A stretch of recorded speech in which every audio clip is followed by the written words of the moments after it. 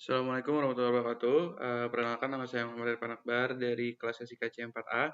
Jadi di sini saya akan presentasikan activity diagram dan use case diagram dari aplikasi Microsoft Teams. Oke, activity yang pertama yang saya jelaskan yaitu mengenai membuat kelas baru pada Microsoft Teams. Di halaman pertama, jika kita masuk Microsoft Teams, itu kita langsung disuguhkan di halaman Teams. Oke, lalu jika ingin membuat kelas baru, di atas ada ketik opsi lainnya, dan kita klik buat tim baru, dan sistem akan menampilkan pilihan jenis tim.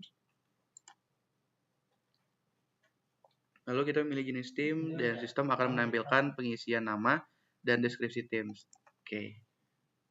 Dan kita mengisi detail tim.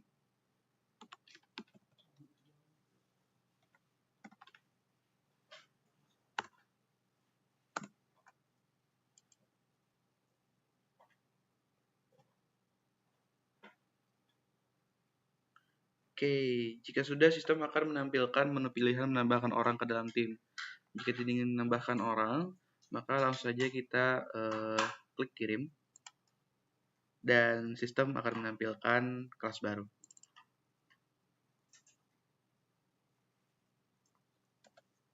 Oke, activity kedua yaitu activity join kelas baru pada Microsoft Teams. Sebelumnya pastikan kalian dapatkan kode dari kelas atau dosen kalian.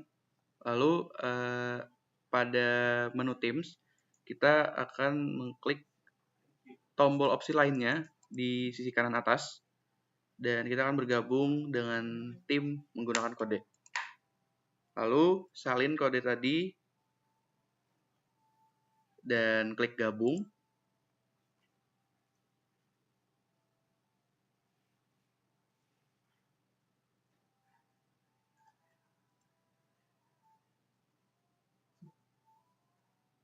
Nah, dan sistem akan menampilkan kelas baru yang telah kita join. Oke, activity yang selanjutnya yaitu membuat penjadwalan rapat pada Microsoft Teams. Jadi kita memilih menu kalender, dan sistem yang pastinya akan menampilkan menu kalender beserta jadwal-jadwal penjadwalan rapat yang ada. Lalu kita menekan tombol new meeting yang ada di bawah sini, dan sistem akan menampilkan halaman isian detail rapat. Lalu kita akan mengisikan halaman dengan detail rapat.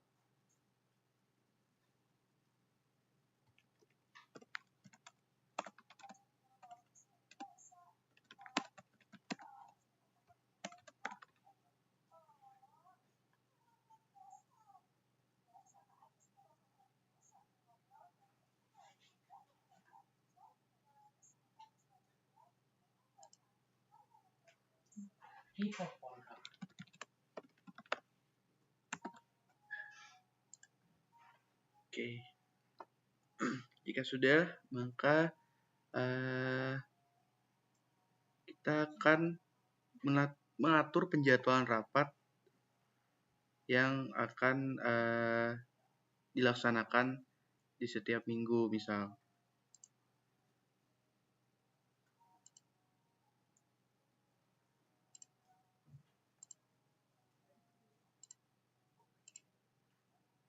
Oke, jika sudah mengatur penjadwalan rapat,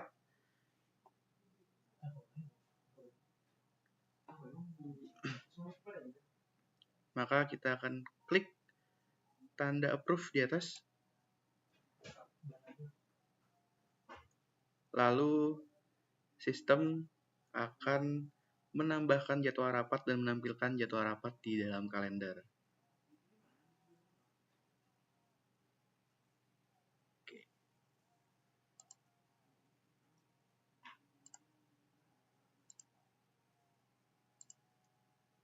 Oke, aktivitas selanjutnya yaitu mengikuti rapat pada Microsoft Teams.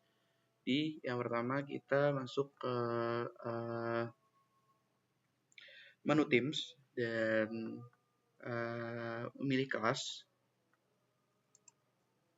Lalu pada menu Teams dan kita memilih menu general atau umum.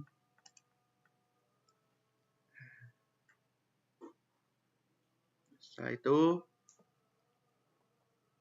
kita memilih postingan penjadwalan rapat yang sudah dibuat oleh dosen.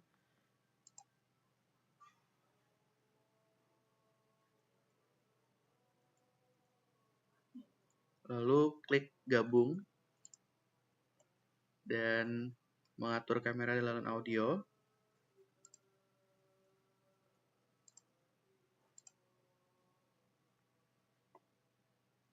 Lalu klik bergabung sekarang.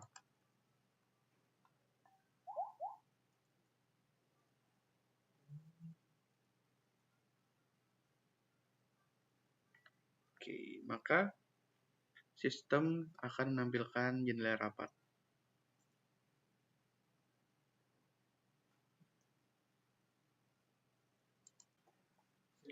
Aktivitas selanjutnya yaitu membuat tugas baru pada Microsoft Teams. Yang pertama, kita memilih menu assignment. Oke. Lalu menekan tombol create. Selanjutnya kita klik tugas baru untuk memilih kelas.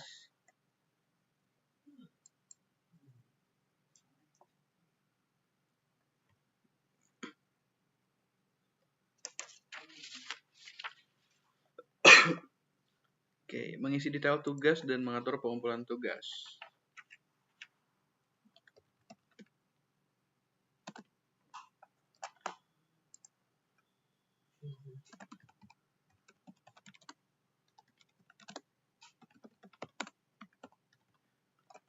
Oke.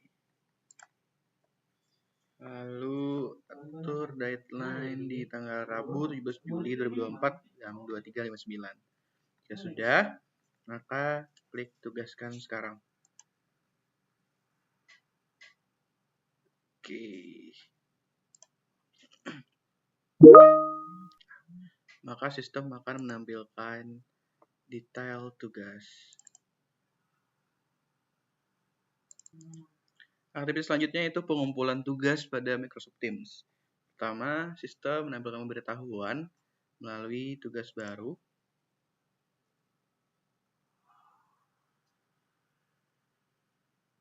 Lalu kita klik menu assignment. Maka sistem akan menampilkan halaman assignment dan kita mengklik melihat detail tugas.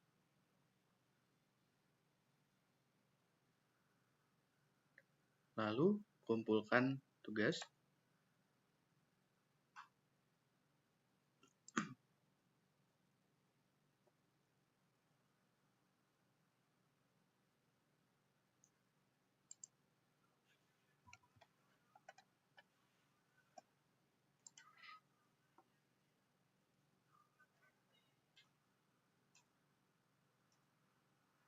Jika sudah, klik kumpulkan.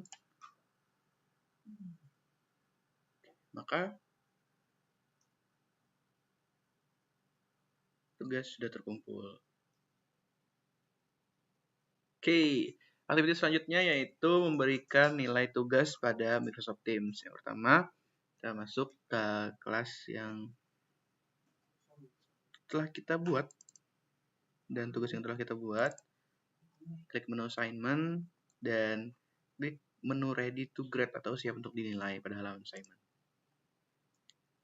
Maka sistem akan menampilkan detail tugas yang akan dinilai. Dan kita meriksa tugas.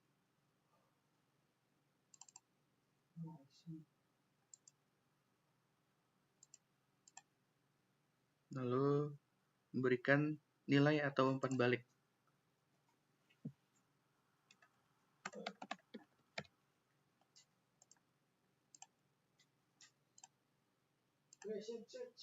Jika sudah, mengembalikan tugas yang telah dinilai.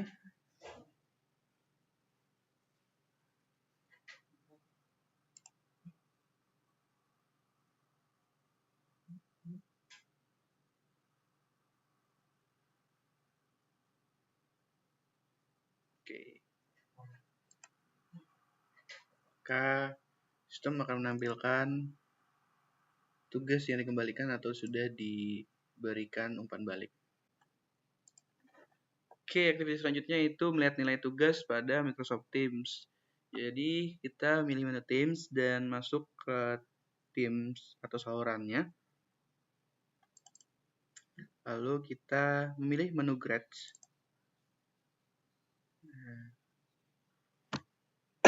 Sistem akan menampilkan halaman grades atau tugas yang telah diberi nilai ataupun umpan balik terhadap dosen. Di sini kita akan melihat umpan balik yang telah diterima atau tugas telah dinilai dari dosen.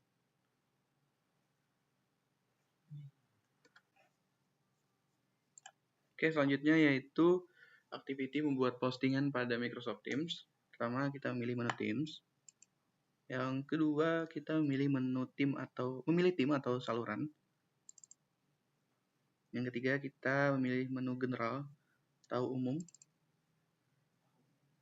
Lalu setelah itu, sistem akan menampilkan halaman general dan kita menekan tombol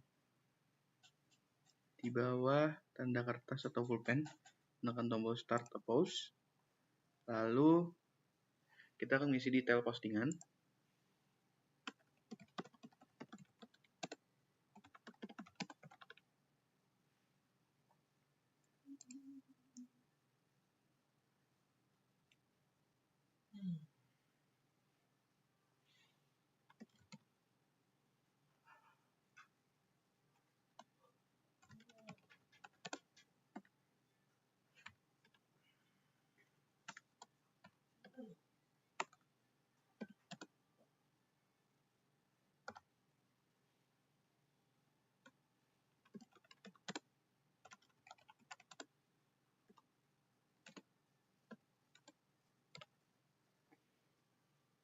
Jika sudah, maka kita menekan tombol post di atas atau kirim.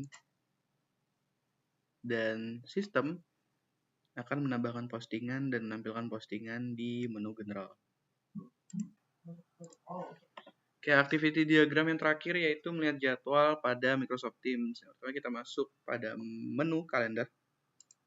Dan sistem akan menampilkan menu dari kalender.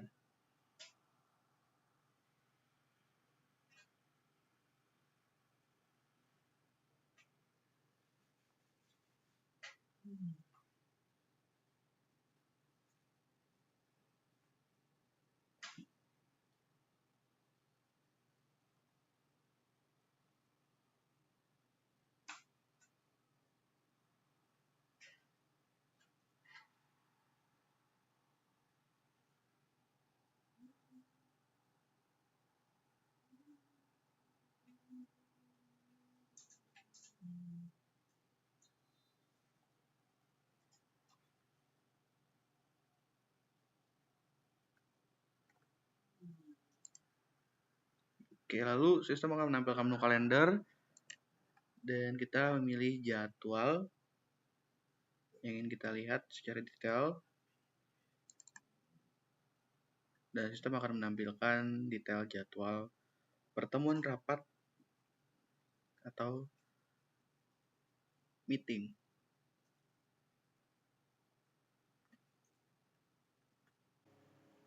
Oke, lanjut kepada penjelasan dari use case diagram Microsoft Teams. Pertama, itu dari segi role dosen bisa melakukan membuat tim, kelola tim, membuat rapat, membuat tugas, dan memberikan nilai tugas.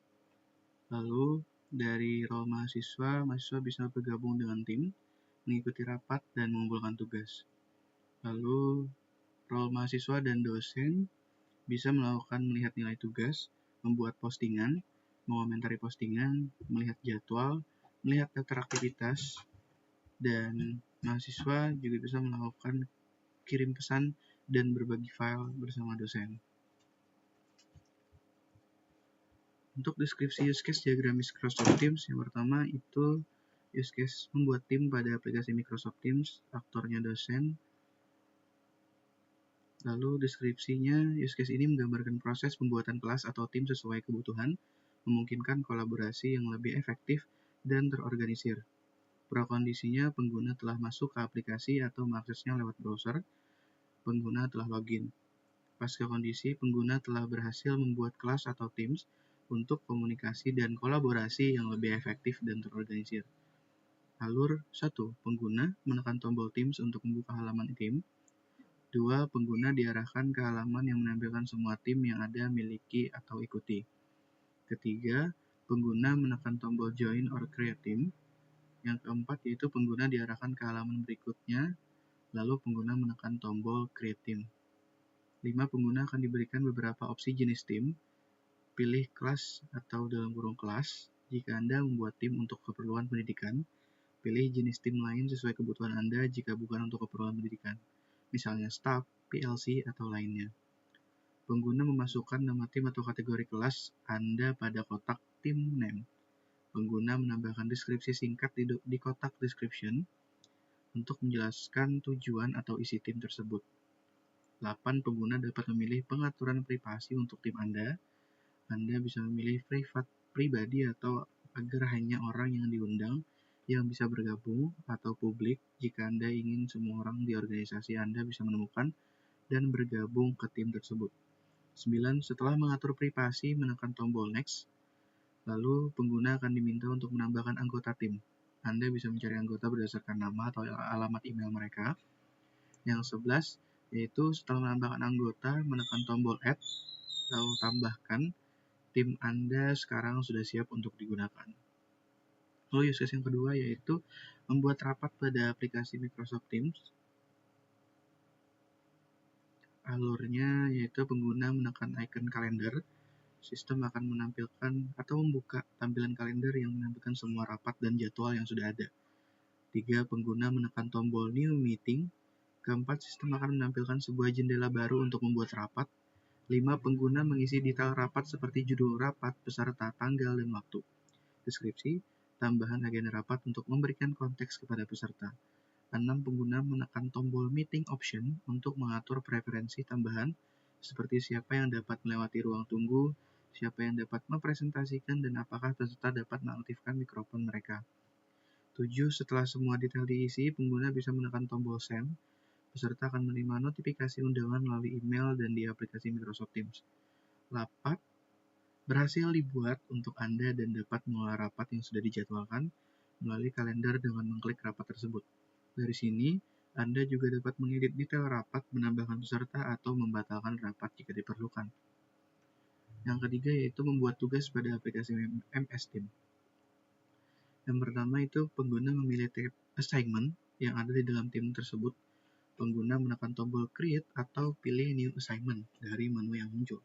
3. Pengguna memberikan judul tugas pada kolom title.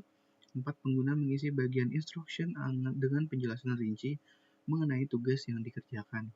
Pengguna menetapkan tanggal dan waktu jatuh tempo, due date, dengan memilih tanggal dan jam di bagian due date. Lalu tentukan poin atau rubrik penilaian jika diperlukan. Dengan mengklik Add Rubrik, pengguna dapat menyesuaikan opsi pengiriman seperti kemungkinan pengumpulan terlambat atau pengumpulan satu kali saja. Setelah semua detail diisi, klik Assign untuk mempublikasikan tugas. Tugas tersebut akan dimuncul di tab Assignment dan memberitahukan siswa atau anggota tim melalui notifikasi. Yang terakhir yaitu assignment berhasil dibuat, pengguna dapat memantau progres tugas melalui tab Assignment. Setelah tugas diserahkan, Anda bisa memberi umpan balik, menilai, dan mengembalikan tugas kepada siswa. Use case selanjutnya itu mengumpulkan tugas pada aplikasi MS Team. Alurnya yaitu pengguna memilih tab Assignment. Di sini Anda akan melihat daftar tugas yang telah diberikan oleh dosen. Pengguna memilih pada tugas yang ingin Anda kumpulkan. Ini akan membuka detail tugas, termasuk instruksi, rubrik penilaian, dan lampiran yang relevan. Pengguna menekan tombol Add Work. Pengguna dapat mengunggah file dari komputer, OneDrive, atau membuat file baru dengan langsung di Teams. Pilih file yang akan diunggah dan pastikan file tersebut sesuai dengan instruksi yang diberikan. Setelah pengguna mengunggah file yang diperlukan, klik tombol Turn In Jika perlu melakukan revisi sebelum tenggat waktu, Anda dapat menarik kembali tugas dengan mengklik Undo Turn In dan mengunggah versi baru.